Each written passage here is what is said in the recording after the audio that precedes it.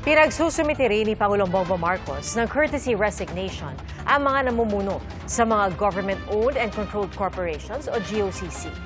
Kanina po, bumisita naman siya sa mga warehouse ng NFA kung saan nangako siya na mas paiigtingin pa ang tulong sa mga magsasaka.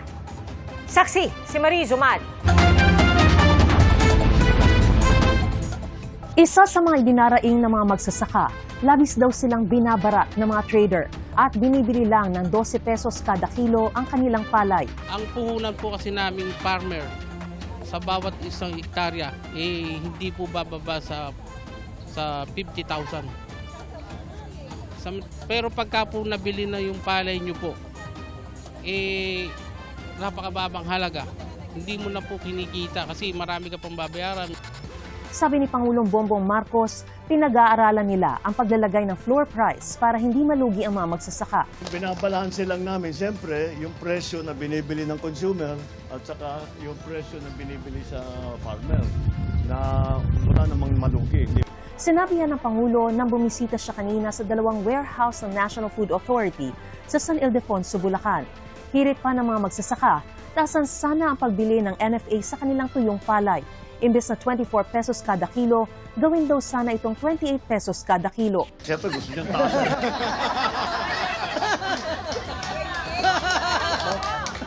Biglang pumalakpak po. Nagkamali ako ng tanong. Ituloy din daw sana ng NFA ang pagbili ng kanilang palay dahil tumitigil daw ito pag natapos na ang panahon ng anihan. Pangako ng Pangulo, paiigtingin ng Department of Agriculture ang tulong para sa mga magsasaka. Pagagandahin din daw ang mga pasilidad at magdaragdag ng mga equipment. Plano rin daw nilang patayuan ng Kadiwa Store ang mismong warehouse para makapagbenta ng 20 pesos na bigas. Isa ito sa dalawang warehouse dito sa San Ildefonso, Bulacan na may kapasidad na tig 58,000 na sako ng palay na nagsimula nang ipadala sa mga miller. At oras na magiling at maging bigas, dadalhin na ito sa iba't ibang mga warehouse ng NFA para maging bahagi ng P20 rice o yung 20 pesos na bigas para sa mga vulnerable sector. Ayon sa NFA, target nilang maibenta ang 20 pesos na bigas sa buong bansa na sa susunod na taon. We are on the planning stage. Meron ng mga technical working groups on how we will implement this on a nationwide scenario. Ang 20 pesos na bigas ng gobyerno, kinikwestiyon ng ilan dahil sa timing nito, lalo't inilunsad ang programa sabay sa panahon ng eleksyon. Hanggang kailan daw ito kayang tustusan ng gobyerno? Sagot ng Pangulo, Yung mga nagsasabi, hindi, ano lang yan. Medyo, ano lang yan, pampapogi lang yan. Watch me sustain it. And then, we'll talk in May of 2028. Oh, natuloy ba o hindi? We found a way. ipinagkibit balikat din ng Pangulo ang pagbaba ng kanyang approval at trust ratings, gaya ng pinakahuling survey ng Pulse Asia kung saan mas mataas pa ang rating ni dating Pangulong Rodrigo Duterte kahit nakakulong na sa The Hague. Mas mataas din ang trust rating ni Vice President Sara Duterte. Let's look at other surveys before we act. Know your source. That's always a imperfect information makes you make imperfect decisions. The more perfect your information, the more perfect your decision will be. That is one source of information, and you have to understand where it's actually coming from. Pinalagan din ng Pangulo ang pinalutang na kondisyong dapat pabalikin muna sa bansa si dating Pangulong Duterte para patunayan ang sinseridad ng pakikipagkasundo. No. That's not how reconciliation works. Okay. We don't put conditions to reconcile. That's not reconciliation. That's not even a negotiation. That's demanding. Pero hindi naman daw isinasara ng Pangulo ang pinto sa usapan at handa raw siyang makinig at maghanap ng solusyon sa alitan nila nang minsan naging katandem sa unity. Wala pang tugon si Vice President Sara Duterte tungkol sa pahayag na ito ng Pangulo. Matapos namang pagbitiwin ng Pangulo ang mga miyembro ng kanyang gabinete, pinagsusumiti naman ngayon ng courtesy resignation ang mga namumuno sa Government-Owned and Controlled Corporations o GOCC. Kabilang dyan ang non-ex-official chairpersons, chief executive officers o CEO, appointed directors, trustees at miyembro ng GOCC governing boards. Hakbang daw ito para suriin ng Pangulo ang performance ng mga opisyal sa mga ahensya ng gobyerno, kabilang ng mga GOCC. Para sa GMA Integrated News, ako si Mariz Umali ang inyong saksi. Naharap sa reklamong robbery ang isang grupo na tumangay umano sa halos 100,000 pisong halaga ng pera at cellphone ng isang dayuhan. Ang biktima inalok na sasamahan sa pamamasyal pero iba pala ang balak. Saksi, si June Veneracion. They were really friendly, so I just trust them. Ito ang daing ng French tourist na si alias Matthew. Matapos umanong pagkatiwalaan ng grupong lumapit sa kanya nitong linggo, May 25, habang naglalakad siya sa Makati. Nagpresenta umano ang grupo na sasamahan siyang mamasyal sa isang tourist spot sa Maynila. Kumain muna sila, pagkatapos sumakay na ng taxi. And at one point, I felt an injection in my arm, so they drugged me, and I became completely unconscious, and I have no memories. Nang magkamalay si Matthew, doon na niya nalaman na nalimas na ang kanyang pera at gamit. Pagising niya, wala na yung kanyang mga gamit na cellphone at cash na nagkakahalaga ng 96,000 pesos. Ang naturang estilo ng pangbibiktima, galing umano sa tinaguriang Ativan Gang. Lumang grupo na ang tinaguriang Ativan Gang. Pero bago raw ang modus ng pagturok nila sa biktimang dayuhan, sabi ng PNP. Kakaiba raw ito sa lumang estilo ng grupo. Nung mga bata tayo, itong Ativan ay inahalo sa pagkain o sa inumin. Pero dito sa insidente na to, ay naging injectable. Kahapon, sa tulong ng isang app, na-trace ang cellphone ng biktima. Doon na naaresto ang 5 suspect, kabilang ang isang 68 years old na babae. Nakuha sa kanila ang cellphone ng dayuhan. Sasampahan sila ng reklamong robbery.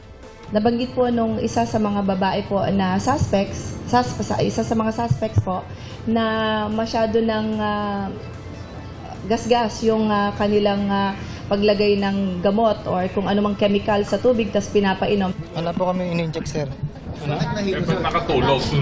Kampo siguro, yung sleeping pills. Paano nilagay? Paano pinainom? Pinalo? Sa prutas. I feel sad, and I don't want that it's happened again to other tourists like me who just trust people that are friendly. Sa ganitong insidente, iginiit ng NCRPO na malaking papel daw ang police visibility. Kasi yung physical presence ng ating kapulisan sa kalsada really deters crime, really prevents crime. Para sa GMA Integrated News, June Veneracion ang inyong saksi.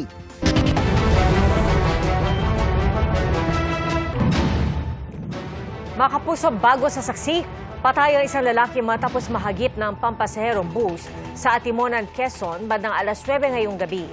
Batay sa paunang ulat, naglalakad sa gilid ng highway sa Barangay Angeles, ang biktima habang tulak-tulak ang kanyang kariton ng mabundol. Sinubukan pa raw siyang iwasan ng bus kaya sumalpok din ito sa isa pang truck. Sugatan ng driver at pahinante ng truck. Ligtas naman ang mga sakay ng bus pero tumakas umano ang driver at konduktor nito. Patuloy ang investigasyon. Patay ang isang rider naman matapos sumalpok sa cement mixer sa Ilocos Norte. At sa Antipolo City, isang SUV ang bumangga sa isang tindahan at 3 babae. Saksi, si EJ Gomez. Parang disgrasya dito. Nararo yung ating kupon. Mag-aalas 11 ng umaga nitong Lunes nang araruhin ng pulang SUV ang isang tindahan at ilang nakatambay sa Barangay San Luis, Antipolo City. Pawang mga babae ang nabangga. Ang isa nga sa kanila, nadali ang parehong binti. Sa gilid ng SUV, isa pang biktima ang napuruhan naman ang mga paa.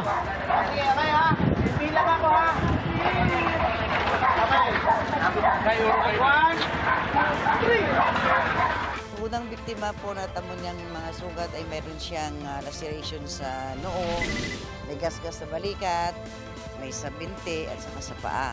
Yung pangalawang biktima po natin ay ang natamo niyang sugat ay sa magkabilang paa.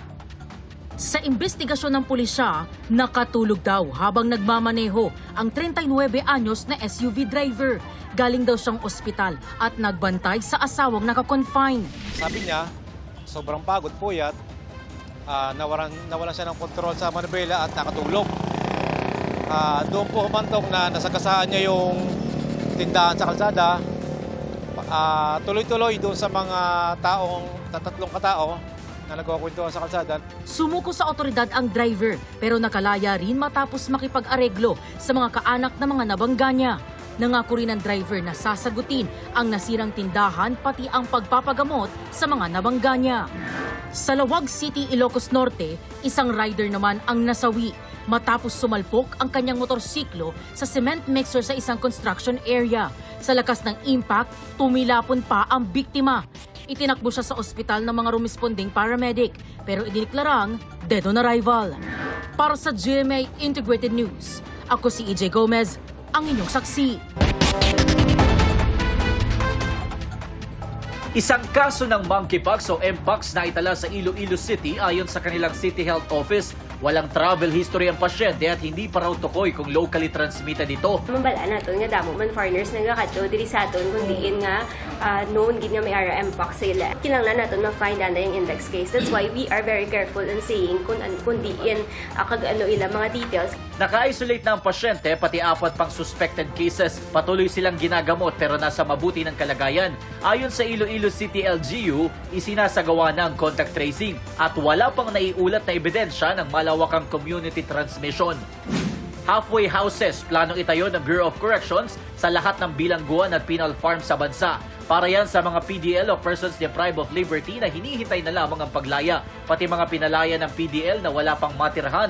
Iniutos na ni Bucor Director General Gregorio Catapang Jr. ang pagsusumiti ng mga plano at disenyo para sa bawat halfway house, pati kakailanganing budget. Magtatakda rin muna ng mga lugar kung saan mananatili ang mga i-release na PDL habang hindi pa tapos ang mga halfway house. Magkakaroon din ng counseling sessions, orientation activities, interviews at short courses para sa mga PDL sa mga halfway house. Stop and salute at flag racing isinagawa kaninang umaga sa Rizal Park sa Maynila bilang paggunita sa National Flag Day o Araw ng Pambansang Watawat. Pinangunahan ito ng National Parks Development Committee, Salute to a Clean Flag Movement at iba pang ahensya ng gobyerno. Dumalo rin ang ilang kilalang Filipino global artists. Ayon sa Salute to a Clean Flag Movement, nagsagawa rin ng flag raising ceremony ang mahigit 1,000 pribadong gusali at establishmento sa bansa. Layunin ng pagdiriwang na maipaalala sa bawat Pilipino ang responsibilidad sa bayan at pagmamahal sa watawat ng Pilipinas. Para sa GMA Integrated News, ako si Jomer Apresto, ang inyong saksi. Nagsagawa ng clearing operations ng MMDA sa mga panindang nakahambalang sa Commonwealth Avenue sa Quezon City. At may natikitan din na 4 na driver dahil sa obstruction. Saksi si Jamie Santos.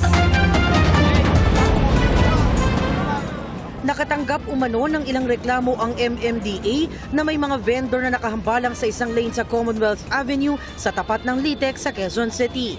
Kaya naman kaninang rush hour, nagsagawa ng clearing operation sa lugar ang ahensya. We are trying to mitigate here yung problema na yung mga kababayan po natin na naglalakad na pupunta po sa kalsada. Then also yung mga vendors po natin na instead of nagtitinda sa tamang lugar, napupunta na po tayo almost to the middle of the road na to the extent kinakain na po pati ang motorcycle lane natin. Pinakiusapan ng mga vendor na tanggalin ang kanilang mga produkto sa daanan ng mga pasahero. Bukod kasi sa construction ng MRT-7, dinaraanan ng mga motorsiklo ang nasabing lane.